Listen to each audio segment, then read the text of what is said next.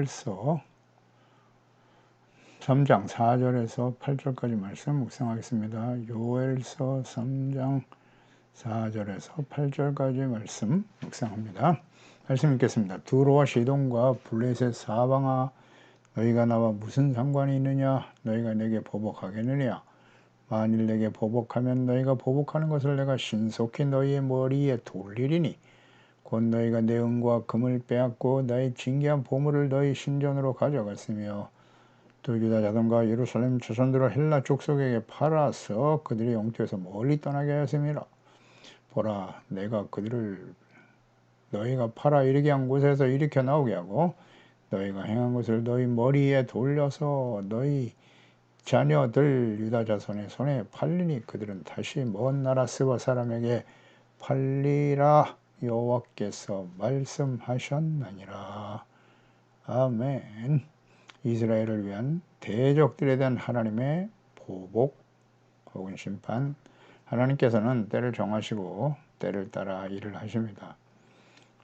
하나님의 백성들이 범죄함으로 인해서 하나님의 진노와 공의 심판으로 흩어질 때가 있을 것이지만, 그러나 하나님께서는 그 백성들을 영원히 버리시지 않으시죠.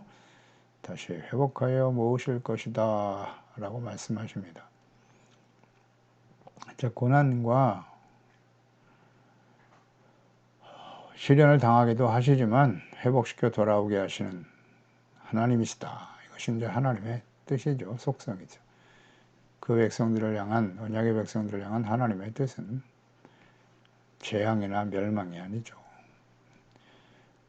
인내와 연단의 과정을 거쳐 거룩한 하나님의 자녀 백성으로서의 회복을 뜻하고 계십니다. 그것이 하나님의 뜻이죠. 나는 너희 하나님이 되고 너희는 내 백성이 되리라. 그래서 하나님께서 이스라엘 백성들을 회복하실 때 이스라엘을 대적하고 고통스럽게 했던 주변의 모든 나라들을 모아서 여호사밧 골짜기로 내려가서 하나님의 백성, 하나님의 기업인 이스라엘을 위해서 그곳에서 심판하실 것을 말씀하고 계십니다. 그러니까 여호사밧이 하나님을 경외하고 절대적으로 믿고 의지하는 신실한 하나님의 사람이었죠. 그는 전쟁에 앞서 항상 기도하고 하나님을 의지했고 하나님의 인자하심을 찬양하며 나아갈 때 하나님께서 함께 싸워주심으로써 대적을 물리치고 그것을 불화가 골짜기다 이렇게 불렀어요. 하나님께서는 비록 회개하고 돌이키지 않은 무지하고 완악한 이스라엘 백성들이지만 그들을 여전히 내 백성 내 기업이다 라고 부르시면서 하나님의 변함없는 사랑, 또 그들의 정체성, 하나님의 거룩한 백성을 위해서 대적을 심판하실 것을 말씀하셨습니다. 이어서 4절에 두로와 시돈 블레셋 사방아, 너희가 나와 무슨 상관이 있느냐? 만일 내가 네게 보복하면 너희가 보복하는 것을 내가 신속히 너희의 머리에 돌릴 것이다. 그러니까 신속하게 하나님께서 이스라엘의 대적들을 멸하실 것이다 라고 말씀하셨는데요. 그러니까 이스라엘을 위한 하나님의 보복의 대상은 누구냐? 두로, 시돈, 블레셋이네요. 이들은 오랫동안 이스라엘을 대적해왔던 나라들이죠. 대표적인 나라들이에요. 그래서 하나님께서 이들을 심판하시기 위해서 부르실 것이다. 이 말씀들은 역사 속에 이제 구체화되죠. 에스겔서 26장 3절 이하에도 보면 그러므로 주 여호와께서 이같이 말씀하셨느니라. 두로야, 내가 너를 대적하여 바다가 파도를 굽이치게 함같이 여러 민족들이 와서 너를 치게 하리니 그들이 두로와 성벽을 무너뜨릴 것이고 그 망대를 헐 것이요 나도 티끌을 위해서 쓸어버려 맨 바위가 되게 할 것이다. 바다 가운데 금을 치는 곳이 되게 한다고 하셨고요. 그가 이방의 노략거리가 될 것이고 들에 있는 그들의 딸들은 칼에 죽을 것이다. 그들이 나를 여호와인 줄을 그때서야 알게 될 것이다 라는 말씀을 하셨죠. 제레미야 47장 4절 이하에도 말씀하셨어요. 블레셋 사람을 유린하며 두로와 시돈에 남아있는 바 도와줄 자를 다 끊어버리시는 날이 올 것이다 라고 말씀하시면서 이들의 심판에 대한 내용을 자세하게 말씀하고 계셨고 이 말씀 그대로 이루어졌어요. 하나님이 이루셨죠. 아모스를 통해서도 강조하셨어요. 1장 6절에 보면 이와 같이 여호와께서 말씀하시되 가사는 블레셋의 성읍이죠. 서너 가지 죄로 말미암아 내가 그 벌을 돌이키지 않을 것이다. 잡은 자들을 끌어 에돔에 넘겼기 때문이에요. 이스라엘 백성들. 또 내가 가사성에 불을 보낼 것이다. 궁궐을 다 살라버릴 것인데 아스도스에 있는 주민들, 쥐를 잡은 자, 왕과 권력자들의 손을 끊어버릴 것이다. 블레셋에 남아있는 자가 멸망하리라. 아모스 선지를 통해서도 강조하셨고요. 이 말씀들은 그대로 역사 속에 성취되었습니다. 드로와 시돈, 블레셋 대표적인 대적들이네요. 5절을 보면 곧 너희가 내 은과 금을 빼앗고 나의 진귀한 보물을 너희 신전으로 가져갔다. 자, 이들이 심판을 받게 되는 이유죠. 내 은과 금을 빼앗았다. 너희들이 내 은, 하나님의 은과 금 빼앗아갔다고 말씀하시네요. 이것은 이스라엘의 성전에 있었던 내 것이다 라고 표현하셨으니까 두 가지 의미일 거예요. 이스라엘 성전에 있는 은과 금을 빼앗아갔다는 의미일 겁니다. 여호람 왕 시대, 그때가 BC 853년에서 841년경인데 당시에 블레셋 사람과 아라비아 사람들이 예루살렘과 유다를 약탈한 사건이 있었어요. 역대하 21장 16절에 잘 나와 있는데요. 여호와께서 블레셋 사람들과 구스에서 가까운 아라비아 사람들의 마음을 격동시켰다. 하나님이 하신 거네요. 여호람을 치게 하셨는데 그들이 올라와서 유다를 침략해 왕비의 모든 재물과 그의 아들들과 아내를 탈취했다. 막내 아들 여호아스 외에는 한 아들도 남지 아니하였더라. 이 모든 일 후에 여호와께서 여호람을 치사 능히 고치지 못할 병이 그 창자에 들게 하셨다. 내 은과 금, 진귀한 보물, 성전의 기명들이죠. 이것을 포함해서 좀 더 넓게 이해하면 모든 이스라엘 백성들이 가진 재물을 빼앗아갔다. 그런 의미로 이해할 수 있겠습니다. 그러니까 하나님의 백성 이스라엘의 성전과 백성들의 재물을 빼앗는 것은 내 것이라고 하셨으니까요. 하나님께서요. 그것은 곧 하나님의 것을 빼앗는 것과 같다. 이렇게 묵상할 수 있겠죠. 그러니까 하나님의 자녀들이 누리며 살아가는 모든 것, 재물, 능력, 권세, 이 모든 것이 하나님의 것임을 인정해야 합니다. 내 것이라고 하시잖아요. 내 은과 금이다. 성전에 있는 것뿐만 아니라 예수 그리스도를 믿고 구원받은 그 순간부터 사망에서 생명으로 하나님의 은혜로 구원받았습니다. 그러니까 우리의 생명, 우리가 가지고 있는 모든 재물, 재능, 은사, 우리의 주어진 시간이 다 이것이 하나님의 것이에요. 다만 하나님의 것을 맡아서 우리는 하나님의 뜻대로 관리하는 청직이다. 이걸 또 묵상하게 되네요. 그러니까 우리에게 주어진 재물을 하나님의 것으로, 우리의 몸과 우리의 삶을 하나님의 것으로 인정하고 있으십니까? 하나님께서 주의 백성들의 경고하신 말씀이 신명기 8장 12절이죠. 가나안 땅에 들어가기 전에 모세를 통해서 주셨던 말씀이에요. 내가 먹어서 배부르고 아름다운 집을 짓고 거주하게 되며 소와 양이 번성하고 은금이 증식되고 소유가 다 풍부하여질 때 내 마음이 교만하여 내 하나님 여호와를 잊어버릴까 염려하노라. 하나님이 하신 말씀이잖아요. 그러니까 여기서 우리는 이 말씀의 근거에 하나님께서 그 자녀 백성들의 속성을 너무나 잘 알고 계시죠. 이스라엘 백성들. 근데 이 말씀대로 이 하나님의 염려가 그대로 현실이 되고 말았죠. 누구보다도 사람을 잘 알고 계신 분이 하나님이시거든요. 그래서 우리는 이 말씀의 근거에서 은금이 풍성해지고 부자가 되고 모든 것이 풍요롭게 될 때 어떻게 해요? 마음이 교만해진다. 이 하나님이 하신 말씀이잖아요. 하나님이 하신 말씀이에요. 하나님의 말씀은 진리입니다. 그래서 하나님 여호와를 잊어버린다. 계속 우리가 예로 많이 듭니다만은 솔로몬, 다윗의 아들 솔로몬, 하나님이 솔로몬을 사랑하셨죠. 어린 나이에 왕이 돼서 일천번제를 하나님께 드리며 하나님께서 정말 네가 원하는 게 뭐야? 그랬더니 부와 재물, 권력 그런 거 구하지 않았잖아요. 이 백성들이 하나님을 다스리는 의에 거룩한 백성이 되도록 하기 위해서 선악을 분별할 수 있는 지혜로운 마음을 저에게 허락해 주세요. 그렇게 시작한 솔로몬이었잖아요. 그 구하지 아니한 부와 영광, 재물 다 주셨죠. 어떻게 되었죠? 전무후무한 지혜, 하나님을 경외하는 지혜를 얻은 솔로몬이었지만 결국 부패하고 타락하게 되죠. 좋은 예입니다. 신명기 8장 12절 말씀 그대로예요. 소유가 풍성해지면 14절인데 마음이 교만해서 하나님을 잊어버린다. 그래서 17절 19절로 이어지죠. 그러나 내가 마음에 이르기를 내 능력과 내 손의 힘으로 내가 이 재물을 얻다 말할 것이다.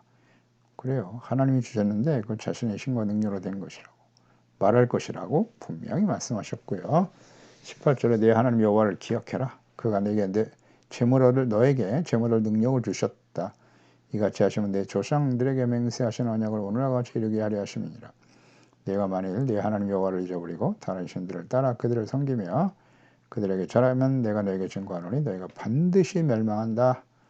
예, 반드시 망합니다. 하나님의 말씀과 그대로 되고 역사 속에 성취됐죠. 내가 만일 여호와를 잊어버리고 어떨 때 잊어버린다고요? 예, 모든 것이 풍성해질 때. 은금이 풍성해지고 그것이 자신의 능력으로 된 것이라고 생각하는 그 순간부터 하나님을 잊어버리죠. 그럼 어떻게 돼요? 다른 신들을 따라 그들을 섬긴다. 하나님을 잊어버린다. 하나님에 대해서 잘 몰라. 이스라엘 백성들의 멸망의 특성. 왜 하나님의 백성들이 이방인들에 의해서 심판을 받게 되죠? 모르면 안 됩니다. 무지와 완악함이에요. 하나님에 대해서 잘 몰랐다. 잊어버렸다. 모른다. 그래서 호세아 말씀을 통해서 우리가 깨닫는 거죠. 호세를 통해서 하나님이 선포하신 말씀이 뭐라고요? 내 백성이 지식이 없어 망한도다. 하나님을 몰라요. 모르면 어떻게 된다? 다른 신, 우상으로 흘러가는 거예요. 자기 자신을 믿거나 자신의 능력으로 내 능력과 힘으로 이와 같이 내가 부자가 되었다. 자기 자신, 그게 우상의 핵심이죠. 교만. 그렇게 되는 거예요. 이 말씀에 다 남아있죠. 풍부하게 될 때 내 마음이 교만해진다. 교만해지면 하나님을 잊어버린다. 그것은 곧 우상으로 흘러간다. 이스라엘 백성의 멸망의 원인, 무지의 완악함으로 우상 숭배에 빠졌다. 하나님을 버렸잖아요. 이건 바로 연결되어 있어요. 아주 밀접한 관계가 있습니다. 하나님을 잊어버리면 하나님을 모르면 어떻게 된다? 우상 숭배. 6절에 또 유다 자손과 예루살렘 자손들을 헬라 족속에게 팔았다. 그 영토에서 멀리 떠나게 했다는 거예요. 그래서 주변의 나라들이 들어오시던 블레셋이 멸망을 심판을 당하게 된다는 거예요. 이들은 예루살렘 하나님의 원의 백성들을 헬라 족속에게 노예로 팔아버렸어요. 그래서 영토에서 멀리 떠나게 되었죠. 두로 사람들이 주로 유대인들을 노예로 팔았는데요. 그들은 원래 솔로몬과 조약을 맺었었죠. 솔로몬 왕 시대에. 상대국의 백성들을 노예로 사고팔지 않기로 조약을 맺었는데요. 이 두로와 시돈, 두로의 히람 왕은 과거 솔로몬 시대에 성전을 건축하는 데 협력했던 사람이었어요. 왕상 5장 12절에 보면 여호와께서 그의 말씀대로 솔로몬에게 지혜를 주신 거로 히람과 솔로몬이 친목하여 두 사람이 함께 약조를 맺었더라. 성전을 짓는 일에 적극 참여하고 백향목과 재료도 공급해주고, 그러나 두로인들은 후에 이를 무시하고 이스라엘 백성들을 헬라 족속에게 노예로 팔아넘기는 만행을 저지르게 되죠. 아모스 1장 6절에 보면 여호와께서 이와 같이 말씀하시되 가사 블레셋 서너 가지 죄로 말미암아 내가 그 벌을 돌이키지 않을 것이다. 이는 그들이 모든 사로잡은 자를 끌어 에돔에 넘겼다. 블레셋은 또 에돔에 넘겨버려 팔아먹었네요. 그렇기 때문에 그들은 심판을 당하게 된다는 거예요. 하나님의 자녀 백성들. 7절에 보라 내가 그들을 너희가 파란 이르게 한 곳에서 일으켜 나오게 할 것이다. 팔아넘겼지만 하나님께서는 그들을 다시 일으켜 세울 것이다. 너희 머리에 돌려 너희 자녀를 유다 자손의 손에 팔릴 것이다. 행한 대로 갚아주시네요. 다시 먼 나라 스바 사람에게 팔리라. 하나님의 말씀이다. 노예로 팔아넘긴 곳에 하나님이 이스라엘 백성들을 다시 예루살렘으로 돌아오게 하실 것이고, 너희들이 팔아넘겼으니 나는 너의 자녀들을 먼 나라 스바 사람에게 팔아넘길 거라고.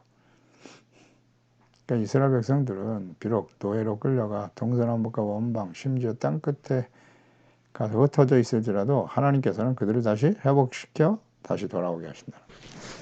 이것은 이미 선지자들 통해서 여러 번 약속하셨어요. 이사야서 43장 5절 이하에도 보면 두려워하지 말라. 내가 너와 함께하여 내 자손을 동쪽에서부터 돌아오게 하며 서쪽으로부터 너를 모을 것이다. 내가 북쪽에서 이르기를 내놓으라. 남쪽에서 이르기를 가두어 두지 말라. 내 아들들 먼 곳에서 이끌며 내 딸들을 땅끝에서 오게 할 것이다. 이 하나님의 뜻은 그대로 이루어졌어요. 또 예레미야 23장 8절에도 보면 이스라엘 집 자손들을 북쪽 땅 그 모든 쫓겨났던 나라에서 인도하여 대신 여호와의 사심으로 맹세할 것이다. 그들이 자기 땅에 살리라 하시니라. 하나님께서는 약속하신 대로 북이스라엘은 아수르에서 먼저 망했고요. 그 이후에 유다가 바벨론에서 멸망을 당한 이후에 70년간 포로 생활을 하게 되죠. 그런데 하나님께서 약속하신 그때에 그들을 다시 예루살렘으로 돌아오게 하셨습니다. 고레스 왕을 감동시켜서 다시 돌아오게 하셨죠. 그때가 이제 에스라, 느헤미야서에 자세하게 기록되어 있습니다. 그들이 어떻게 회복되어 돌아오게 하셨는가. 땅끝에서 다 불러 모아 돌아오게 하셨습니다. 자, 그 이후에 예루살렘으로 돌아온 이후에 헬라와 로마에 의해서 이스라엘은 또다시 고통을 당하게 되죠. 하나님의 언약의 백성들에 대한 영원한 사랑과 언약은 계속되는 거예요. 그러니까 하나님의 아들 예수님을 십자가에 못 박은 이후에 그의 피를 자신들과 자손들에게 돌리라고 큰 소리 쳤던 유대인들, 그게 얼마나 무서운 말인지도 모르고 말입니다. 그래서 결국 AD 70년에 로마에서 완전히 멸망되어 온 세상이 흩어졌죠. 온 세상이 흩어지고 시간이 얼마나 걸려요? 거의 2000년. 1948년에야 돌아오죠. 예루살렘에. 그래서 지금까지도 알리야 운동이 계속되고 있죠. 온 세상에 흩어진 이스라엘 백성들을 지금 예루살렘으로 불러 모으고 있는 중이죠. 그래도 하나님 회복시켜 주시잖아요. 이것이 하나님의 뜻인 거예요. 이스라엘이 하나님의 언약의 백성이기 때문에. 아니 2000년이나 된 나라가 어떻게 다시 회복됩니까? 뭐 불가능한 일이죠. 하나님의 영원한 언약 때문입니다. 그 이후에 그러니까 예루살렘이 회복된, 이스라엘 회복된 때가 1948년 20세기 중반이란 말이죠. 그때부터 하나님의 성령의 역사가 크게 일어나는 거예요. 물론 그 이전에 20세기 초반에 미국에 성령의 역사가 일어나긴 했지만 예루살렘이 회복된 이후부터 급격하게 성령을 모든 사람들에 부어주세요. 요엘서 2장 28절 말씀이 예수님 초대교회 시대에 일어났고 또 중단되죠. 사람들의 그 완악함과 하나님께서 분명 로마를 복음 앞에서 예수님 앞에 무릎 꿇게 하셨습니다만 그들이 다시 부패하고 타락해버리죠. 그래서 캐톨릭의 역사는 암흑의 역사입니다. 부패하고 타락한 역사죠. 그로 인해서 많은 시간을 또 기다리시는 거예요. 하나님께서. 그래서 성령의 역사가 다시 크게 일어난 때가 20세기 초반입니다. 늦은 비성령의 역사가 일어나고 있고요. 아니 뭐 정확하게 우리가 살펴보면 역사를 또 교회사를 잘 적용해 보면요. 그때부터 큰 부흥이 일어나고 이제 한국 같은 경우에도 1960년대 50년대부터 60년대에 크게 성령의 역사가 일어나기 시작하잖아요. 네. 그래서 복음이 확산됩니다. 교회들이 크게 성장하게 되고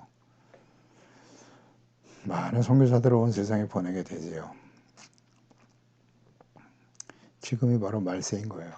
그러니까 이스라엘이 회복된 그때부터 20세기 중반부터 지금까지 21세기 이르기까지 강력한 성령의 역사가 일어나서 복음이 지금 모든 민족 세상 끝까지 전파되고 있는 것이에요.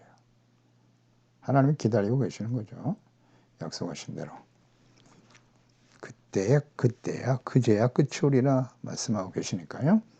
성령의 역사. 그러니까 20세기 중반 이후에 엄청난 산업과 기술의 발전을 이루게 되는 거예요. 3차 산업혁명, 인터넷 기반에서 위성 통신이 발전하게 되잖아요. 정보통신.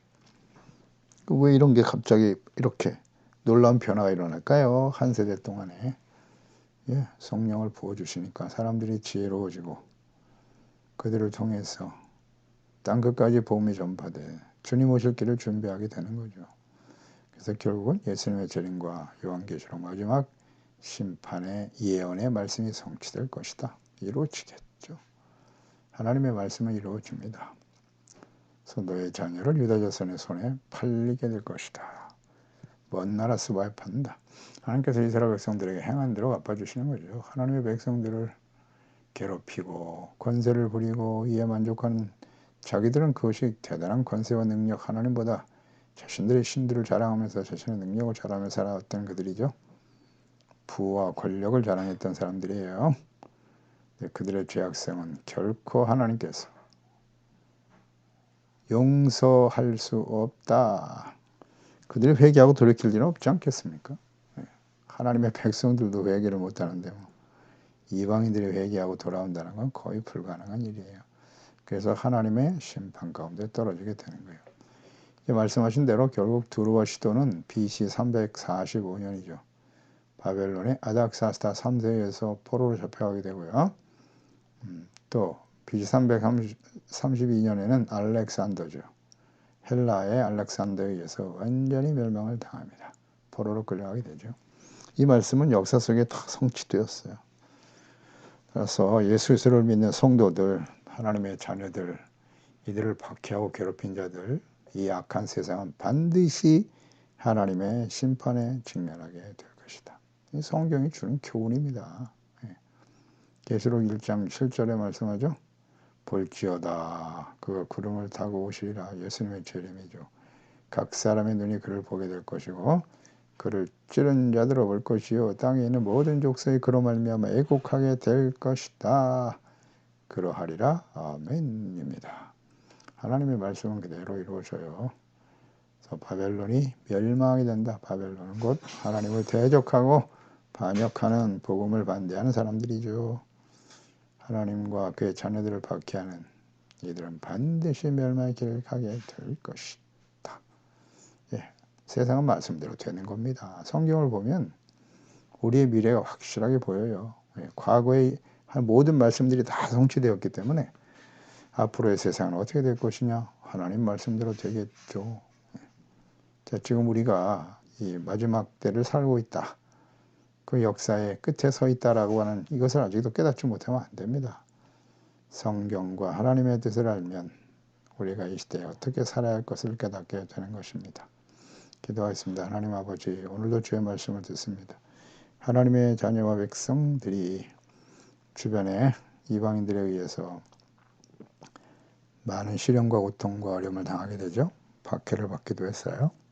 물론 하나님께서 패역한 하나님의 백성들이 무지와 완악함으로 하나님의 말씀을 듣고 돌이키지 않기 때문에 심판의 도구로 사용하셨습니다만은 그들이 의롭기 때문에 주변의 나라들이 의롭기 때문에 하나님의 백성들을 그렇게 마구 짓밟을 수 있었던 것은 아니기 때문에 그들의 악에 대해서도 하나님은 반드시 심판하시도다.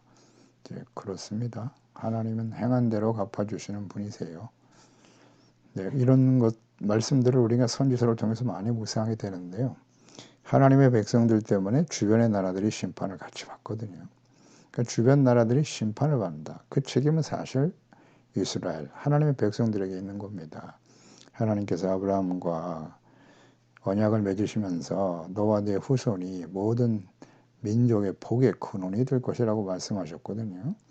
그 복은 하나님을 알고 하나님을 경외하고 그분의 다스림을 받는 하나님의 나라와 백성이 되는 거예요. 믿음으로 의롭다함을 얻게 되는 것인데 하나님의 백성들이 그 정체성을 상실하고 역할과 사명을 다하지 못하니까 자신들뿐만 아니라 주변에 있는 모든 나라들이 멸망의 길을 가더라.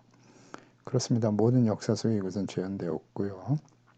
우리는 이제 마지막 요한계시록 심판의 예언의 말씀과 예수님의 재림이 임박한 시대를 살아가고 있어요. 하나님의 자녀들 교회가 그 역할과 사명을 다하지 못하기 때문에 세상은 하나님의 심판 가운데 떨어진 수밖에 없다는 사실을 잘 깨닫게 하시고 이 시대를 분별하고 우리는 어떤 사람이 되어야 하겠는고를 생각해야 돼요. 경건한 삶으로 거룩하고 경건한 하나님의 교록한 행실로 하나님의 말씀을 주야로 묵상하며 성령님의 인도하심을 따라 구원을 온전히 이루어가는 지혜로운 하나님의 자녀들이 다 될 수 있게 도와주세요. 예수님의 이름으로 기도드리옵나이다. 아멘.